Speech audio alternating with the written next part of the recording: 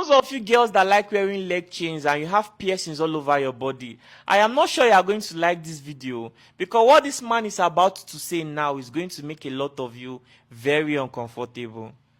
I see a lot of ladies on the street, they got a lot of jewelries on their, I'm talking about chains on the ankles, around the ankles, and rings on the toes. These things have a lot of demonism attached. Now you go into shrines where idols are worshipped, you will see the women, you see the priests in those places, both male and female, they have jewelries and ornaments around their ankles.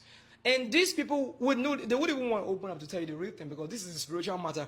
But this is the meaning. When a woman or a man has a necklace or ornaments around the ankle, it actually means they are dedicated and ordained members of the marine kingdom.